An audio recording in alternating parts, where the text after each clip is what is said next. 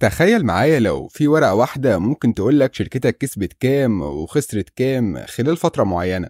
الورقة ديت هتكون مهمة ليك ولا لأ؟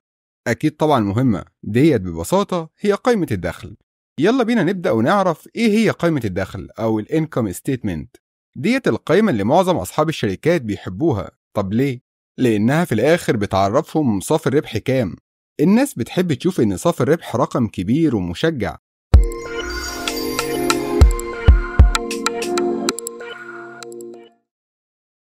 طيب يعني إيه قائمة الدخل؟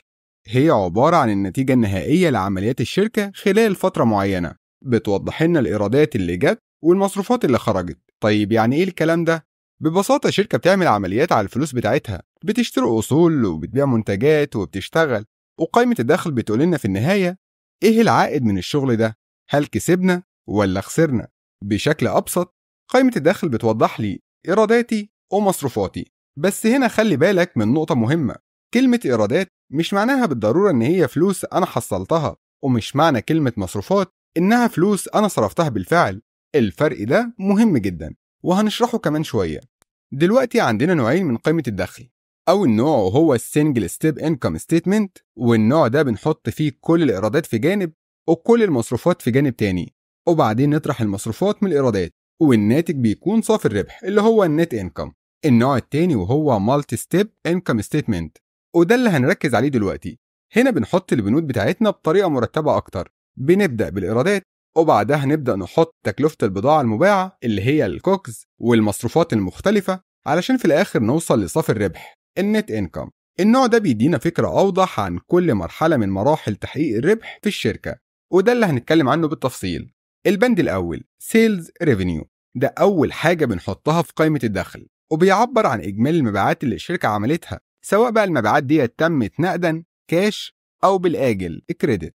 طيب ينفع أكتب الإيرادات بتاعتي وهي لسه فلوسها ما وصلتنيش؟ يعني لسه الفلوس ديت عند العملاء؟ الإجابة أيوة ينفع. المعيار هنا هو إن المنتج بتاعك وصل لمخازن العملاء، يعني خلاص أصبح من حقهم، وساعتها بنسجل ده كريفينيو، كإيراد. وده اللي كنت بحاول أوضحه لك في الجزء اللي فات. مش كل إيراد معناه إن الفلوس دخلت فعلا. بمجرد ما المنتج بتاعك وصل لمخزن العميل بنسمي ده إيراد، سواء بقى أنت استلمت الفلوس ديت أو لا. البند التاني Cost of Goods Sold أو الكوجز. طيب إيه هو الكوجز؟ ببساطة ديت تكلفة البضاعة اللي الشركة باعتها، وهنا بنتكلم عن البضاعة الخاصة بنشاط الشركة الرئيسي. يعني لو احنا شركة تصنيع ملابس وتحديدا ملابس مدارس، يبقى كل الملابس اللي خرجت من المصنع هي جزء من الكوجز. ولما بنقول سيلز ريفينيو ناقص الكوجز، الناتج بيدينا حاجة اسمها جروس بروفيت اللي هو مجمل الربح. بالنسبة للكوجز فاحنا بنجمع كل التكاليف اللي اتصرفت علشان ننتج المنتج النهائي، زي تكلفة المواد الخام، زي الأثواب اللي اشتريناها، تكاليف العمالة، العمال اللي اشتغلوا على خطوط الإنتاج لازم نضيف مرتباتهم على تكلفة المنتج، تكاليف التشغيل زي الكهرباء اللي شغلت المكن والصيانة اللي اتعملت علشان المعدات تشتغل بكفاءة. كل التكاليف ديت سواء كانت لشراء المواد الخام أو التكاليف التشغيلية المرتبطة بالإنتاج بتتجمع في بند واحد اسمه كوجز أو تكلفة البضاعة المباعة. هنا مش بنحسب تكلفة المواد الخام لوحدها، لا، بنضيف عليها كل التكاليف المتعلقة بعملية الإنتاج بالكامل. البند الثالث المصروفات البيعية والتسويقية Selling and Marketing Expenses. بعد ما العملاء بيطلبوا طلبيات معينة من منتجاتنا بيتواصلوا مع مندوب المبيعات السيلز بيرسون اللي شغال في شركة. الشخص ده هو المسؤول إن هو يبيع المنتجات ديت سواء لوحده أو كجزء من فريق المبيعات والتسويق. والفريق بتاع السيلز والماركتين بيعمل الحملات التسويقية ويشجع العملاء على الشراء، والفريق ده بياخد مرتبات. وطبعا المرتبات ديت مش كل التكاليف اللي بتتصرف عليهم، في كمان مصاريف تانية زي تكاليف الاتصال بالعملاء، مصروفات السفر، مصاريف المعارض. كل التكاليف ديت بتتصنف تحت بند اسمه المصروفات البيعية والتسويقية، ودي بنحطها تحت مجمل الربح لجروس بروفيت علشان نعرف صافي الربح بعد خصم كل المصروفات دي. الفكرة اننا بنحط كل المصروفات اللي لها علاقة بعملية البيع والتسويق هنا علشان نعرف الشركة صرفت قد ايه علشان تبيع وتوصل منتجاتها للعميل. البند الرابع المصروفات العمومية والإدارية General and Administrative Expenses. في مصاريف تانية خاصة بإدارة الشركة زي المحاسبين والHR والشؤون الإدارية والمراجعين الداخليين. كل المصاريف ديت اللي ملهاش علاقة بالتسويق أو المبيعات أو حتى التشغيل بنحطها تحت بند اسمه المصروفات العمومية والإدارية. لما بنجمع المصروفات البيعية والتسويقية ونضيف عليها المصروفات العمومية والإدارية ونطرحهم من مجمل الربح لجروس بروفيت، الناتج بيكون بند مهم جدا اسمه صافي الربح التشغيلي Net Operating Profit، أو زي ما بيتقال عليه أحيانا الإبت اللي هو Earnings Before Interest and Taxes. طيب ليه البند ده مهم؟ مهم لأنه بيقول الربح اللي الشركة عملته من التشغيل الأساسي بتاعها. طيب يعني إيه ربح التشغيل؟ ببساطة لو شركتي نشاطها الأساسي هو تصنيع وبيع ملابس المدارس، يبقى ربح التشغيل ده هو اللي جاي من النشاط ده بالذات، يعني الفلوس اللي استخدمناها في شراء الأصول والمواد الخام وتشغيل خطوط الإنتاج وبعد كده بيع المنتجات. لكن هل ممكن يكون عندي أرباح من أنشطة تانية؟ أيوة طبعا ممكن. مثلا لو عملنا استثمار قصير الأجل Short Term Investment زي ما قلنا في قائمة المركز المالي، واشترينا أسهم في شركة معينة وبعناها بعد شهرين والعملية دي جابت لنا مكسب، ده يعتبر إيراد لكن ملوش علاقة بنشاط الأساسي. فمهم جدا نعرف الإيراد اللي جاي من النشاط الأساسي بتاعي، لأن ده اللي بيوضح لي إذا كان النشاط بتاعي شغال كويس وكافي لتغطية المصاريف زي الضرائب والفوائد على القروض، ولا محتاج أعيد النظر في الإدارة التشغيلية. يبقى كده النت اوبريتنج بروفيت واحد من البنود اللي لازم نركز عليها جدا، لأن هو اللي بيعرفنا إذا كان النشاط الرئيسي بتاعنا قادر يدعم الشركة ويمول كل احتياجاتها ولا لأ. طيب إزاي ممكن يجيلي إيراد أو يبقى عندي مصروفات بخلاف المصروفات الأساسية بتاعتي الخاصة بالتشغيل؟ احنا كده نكون حددنا صافي الربح التشغيلي اللي هو النت اوبريتنج بروفيت، اللي هو الربح اللي جاي من نشاط الشركة الأساسي. لكن هل ممكن يكون عندي أرباح أو إيرادات من حاجات تانية غير التشغيل؟ أكيد ممكن. عايز تعرف إزاي؟ خلينا نشوف بعض الأمثلة. مثلا أرباح من بيع أصول غير تشغيلية، زي ما قلنا قبل كده لو عندنا قطعة أرض في الميزانية واشتريناها بمبلغ معين وبعد فترة بعناها بمبلغ أكبر، يبقى الفرق ده ربح. تاني حاجة مثلا استثمارات قصيرة الأجل، زي لما نشتري أسهم أو نعمل ودائع في البنوك ونكسب منها فوائد، ديت بتعتبر إيرادات إضافية وبتتسجل تحت بند Other Revenues. برضو في كمان الفوائد على القروض Interest Expenses، وديت مصاريف بتتحملها الشركة نتيجة الفوائد على القروض اللي أخدتها، ودي ملهاش علاقة بالتشغيل الأساسي فبتتحط تحت بند Other Expenses مصروفات أخرى. عندك كمان خسائر فرق العملة، يعني لو عندك حساب بعملة مختلفة عن العملة المحلية وحصل انخفاض في قيمة العملة دي، فالقيمة بالدولار مثلا كانت مليون وبقت بتساوي 800 ألف بس بسبب فرق العملة، ديت تعتبر خسارة وبرضه بتتسجل في قائمة الدخل. النقطة المهمة هنا كل الإيرادات والمصروفات ديت بعيدة تماما عن النشاط الأساسي للشركة، وده بيخلينا نفكر هل ممكن يكون ربح التشغيل بتاعي بالسالب ومع ذلك أعمل ربح في النهاية؟ الإجابة أيوة، ودي مشكلة كبيرة. لو نشاط الشركة الأساسي زي تصنيع وبيع ملابس المدارس مثلا بيخسر لكن عندي ربح من بيع قطعة أرض، يبقى الربح اللي جاي من بيع الأرض غطى خسائر التشغيل وحقق لي ربح في النهاية. ده معناه إن الربح ده مش جاي من النشاط الأساسي، وبالتالي ما ينفعش أعتبر إن شركتي شغالة كويس. علشان كده لازم دايما تكون عينك على الربح اللي جاي من التشغيل الأوبريتنج بروفيت، لأن هو اللي بيديك فكرة حقيقية عن أداء نشاطك الأساسي. بعد كده بنجمع كل الإيرادات والمصروفات الإضافية مع صافي ربح التشغيل، وده بيدينا صافي الربح قبل الضريبة النت بروفيت بيفور تاكس. بعد ما نحسب الضريبة والنسبة بتختلف من دولة للتانية وكمان حسب مستوى أرباحك، فبعد خصم الضريبة بنقدر نوصل للرقم النهائي اللي هو صافي الربح النت بروفيت بتاع الشركة. المهم هنا انك تعرف ان صافي الربح قبل الضريبة النت بروفيت بيفور تاكس بيديك صورة شاملة عن أداء شركتك ككل، بس لازم تكون عارف إيراداتك الأساسية جاية منين، وهل نشاطك الأساسي مربح ولا هو معتمد على أرباح خارجية. وكده نكون وصلنا لآخر نقطة في قائمة الدخل، واللي بتعرفنا في النهاية شركتك كسبت كام أو خسرت كام بعد كل الإيرادات والمصروفات دي. طيب خلينا نفهم أكتر معنى صافي الربح النهائي النت بروفيت. ده الرقم اللي بيوضح لنا الفلوس اللي الشركة عملتها بعد خصم كل المصروفات والضرائب. ولو قررنا ما نوزعش الأرباح ديت على المساهمين، يبقى عندنا حاجة اسمها الأرباح المحتجزة Retained Earnings. طيب إيه هي الأرباح المحتجزة؟ هي صافي الربح اللي الشركة احتفظت بيه وما وزعتهوش على المساهمين، يعني الفلوس اللي هتفضل جوه الشركة علشان نستخدمها في تمويل مشروعات مستقبلية أو توسعات. زي ما قلنا قبل كده ممكن نوزع جزء من الأرباح على المساهمين والجزء التاني نحتفظ بيه كأرباح محتجزة، وده اللي بيتسجل في قائمة المركز المالي. طيب هل ممكن نوزع الأرباح كلها على المساهمين وما نحتفظش بحاجة؟ طبعا ممكن جدا. لو قررنا نوزع كل أرباح ساعتها مش هيكون عندنا أرباح محتجزة ومش هيتسجل أي مبلغ في بند الأرباح المحتجزة في قائمة المركز المالي.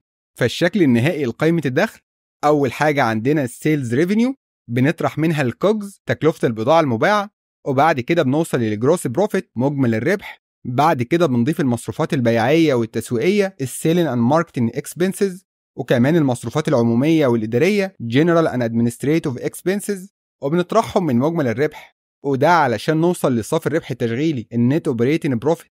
لو عندك ورقة وقلم ارجع لكل البنود ديت وشوف هل نشاطك الأساسي بيحقق ربح ولا لأ؟ هل في أرباح جاية من عمليات التشغيل الأساسي لشركتك ولا إيه الدنيا معاك؟ بعد كده بنضيف الإيرادات الأخرى الأذر ريفينيوز زي بيع أرض أو استثمارات قصيرة الأجل، وبنطرح المصروفات الأخرى الأذر اكسبنسز زي خسائر العملة أو مصاريف فوائد. وبعد ما نحسب الضريبة التاكس بيبان عندنا الرقم النهائي اللي هو صافي الربح بعد الضريبة النت بروفيت افتر تاكس، أو زي ما قلنا الأرباح المحتجزة الريتيند ايرنينجز.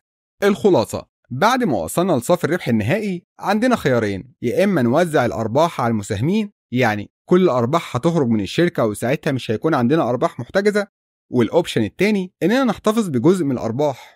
ساعتها المبلغ اللي هيتبقى من الأرباح بعد التوزيع هيتسجل كأرباح محتجزة في قائمة المركز المالي، وده اللي هنستخدمه في تمويل خطط الشركة المستقبلية. المهم هنا إنك تفكر كويس في استخدام الأرباح دي، هل الأفضل توزيعها على المساهمين ولا نحتفظ بيها وندعم بيها الشركة لمستقبل أفضل؟ ده قرار مهم جدا بيعتمد على استراتيجية شركتك وأهدافها المستقبلية. طيب ممكن حد يسألني فين الإهلاك الديبريشيشن في قائمة الدخل؟ الإجابة إن الموضوع ده محتاج شرح لوحده. طيب يعني إيه إهلاك؟ الإهلاك ببساطة هو توزيع تكلفة الأصل الثابت على عدد سنوات استخدامه. طيب يعني إيه الكلام ده؟ يعني لو عندنا خط إنتاج اشتريناه وعمره الافتراضي 10 سنين، ده معناه إنه هيقدم لنا منافع تشغيلية على مدار ال10 سنين دول، بس هل هيكون قيمته في آخر السنة ال10 زي قيمته دلوقتي لما اشتريناه؟ طبعا لأ. القيمة الدفترية للأصل بتقل كل سنة بمقدار معين علشان تعكس استهلاك الأصل ده في التشغيل. يعني لو خط الإنتاج ده كلفنا مليون جنيه وكل سنة بنسجل عليه إهلاك بمقدار 100,000 جنيه، فده معناه إن قيمته الدفترية هتكون بعد أول سنة 900,000 جنيه وبعد تاني سنة 800,000 جنيه، وهكذا لحد ما نوصل لآخر السنة ال10، وساعتها هيكون الأصل متهالك تماما. طيب في ناس بتسأل مصاريف الإهلاك ديت بتظهر فين في قائمة الدخل؟ في قائمة الدخل عندنا تسلسل معين، أول حاجة السيلز ريفينيو اللي هي الإيرادات، بعد كده الكوكس اللي هي تكلفة البضاعة المباعة، والناتج منهم هو الجروس بروفيت مجمل الربح، وبعدين بنطرح منهم المصاريف الإدارية والعمومية. ودلوقتي في بعض قوائم الدخل ممكن تلاقي مصاريف الإهلاك الديبريشيشن اكسبنسز مدرجة بشكل منفصل تحت المصاريف العمومية والإدارية، وممكن تلاقيها متضمنة داخل تكلفة تشغيل اللي هي الكوكس لو الإهلاك ده مرتبط مباشرة بالإنتاج زي إهلاك الآلات والمعدات المستخدمة في عملية التصنيع. وهنا خلينا أقول لك ملحوظة مهمة جدا، إهلاك الأصل ده بيأثر على الربح الإجمالي للشركة لكنه مش مصروف نقدي فعلي، يعني هو نون كاش اكسبنس، يعني مش فلوس بتخرج من جيب الشركة دلوقتي، لكنه بيعكس انخفاض قيمة الأصول بتاعتك بمرور الوقت، علشان كده لازم يتسجل في قائمة الدخل. الخلاصة مصاريف الإهلاك ممكن تلاقيها في أكتر من مكان في قائمة الدخل، سواء تحت المصاريف التشغيلية أو في الكوجز لو مرتبطة بالإنتاج، أو كمصاريف عمومية وإدارية لو مرتبطة بإدارة الشركة، وده حسب طبيعة الأصل نفسه واستخدامه في الشركة. وعلشان كده مهم جدا تكون عارف الإهلاك بتاعك مرتبط بإيه، وده علشان تقدر تسجله في المكان الصح وتفهم تأثيره على أرباح شركتك. طب ليه ما حطيناش مصاريف الإهلاك في قائمة الدخل وإحنا بنشرح من شوية؟ الموضوع ببساطة إن في أشكال مختلفة لقوائم الدخل، وكل قائمة ممكن يكون الإهلاك متسجل في مكان مختلف، وده اللي أنا حابة أوريهولك، وده علشان تكون عارف كل الأشكال المختلفة لقوائم الدخل وتكون فاهمها كويس. طيب سؤال تاني، ليه بيختلف مكان تسجيل الإهلاك؟ تسجيل الإهلاك ممكن يختلف من شركة للتانية، وده برضو على حسب طبيعة النشاط وطريقة عرض المصروفات. علشان كده مهم جدا إنك تكون فاهم شكل قائمة الدخل بتاعت شركتك وإزاي بتعكس الحقيقة المالية للشركة. فلما تكون عارف كل شكل من أشكال قوائم الدخل هتقدر تحدد مكان الإهلاك الصح وتفهم تأثيره على أرباح شركتك، وده بيساعدك تاخد قرارات مالية أفضل وتتابع الأداء المالي لشركتك بشكل أوضح. في النهاية أهم حاجة إنك تكون عارف صافي الربح النت بروفيت، واللي بيظهر في آخر القائمة هو اللي بيحدد الربح النهائي القابل للتوزيع. طيب ليه الإبيديتا مهم في التحليل المالي؟ الإبيديتا أو EBITDA بيوضح لنا الربح اللي الشركة بتعمله من غير ما نحسب مصاريف الإهلاك والفوائد والضرائب، وده لأن الإهلاك مصروف دفتري مش فلوس خرجت فعلا من جيب الشركة. يعني إيه الكلام ده؟ يعني لما نشتري خط إنتاج مثلا بمليون جنيه وبعد سنة قيمته تكون 900,000 جنيه، بنسجل 100,000 جنيه دول كإهلاك، بس في الواقع 100,000 جنيه دول ما خرجوش من الشركة، هي مجرد قيمة دفترية بتقول إن الأصل فقد جزء من قيمته لكن مش مبلغ دفعناه فعليا. وعلشان كده الإيبيت ده بيوضح لنا الربح من غير ما نخصم مصاريف الإهلاك، وده علشان نعرف إيه اللي جاي لنا من النشاط الأساسي بشكل أوضح. وخلينا أرجع للإهلاك تاني وأوصل لك معلومة مهمة. الإهلاك مش مرتبط بكل الأصول بنفس الطريقة. يعني مثلا خطوط الإنتاج الإهلاك بتاعها بيكون إهلاك صناعي لأنها مستخدمة في إنتاج المنتج النهائي، علشان كده بندرجها في تكلفة البضاعة المباعة الكوجز. أما الأجهزة المستخدمة في المبيعات والتسويق زي السكانر أو اللابتوب، الإهلاك بتاعها بيتحط في مصاريف المبيعات والتسويق. والأجهزة المستخدمة في الإدارة والمحاسبة زي الطابعات أو الكمبيوترات في الإدارات، الإهلاك بتاعها بيتسجل ضمن المصاريف العمومية والإدارية. بالتوزيع ده بقدر أعرف تكلفة الإهلاك في كل قطاع من قطاعات الشركة بشكل دقيق، وأحمل كل قطاع بالمصاريف اللي تخصه بس، وده بيديني صورة واضحة عن أداء كل قسم. وبكده نكون عرفنا النهاردة إزاي بنسجل الإهلاك وأهميته في فهم الأداء المالي للشركات، وبرضه إزاي ممكن نشوفه في أماكن مختلفة في قائمة الدخل. الموضوع كبير ومحتاج تركيز، لكن فهم كل تفصيلة هيساعدنا ناخد قرارات مالية صح. في الفيديو اللي جاي هنتكلم عن قائمة التدفقات النقدية الكاش فلو ستيتمنت.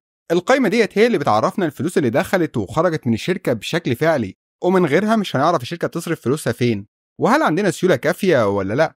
ما تنسوش تشتركوا في القناة علشان تشوفوا الفيديو اللي جاي، هنتكلم عن كل حاجة خاصة بالكاش فلو. ولو عندكم أي أسئلة يا ريت تسيبوها في التعليقات وأنا هرد عليكم في أسرع وقت ممكن. أشوفكم الفيديو الجاي. سلام.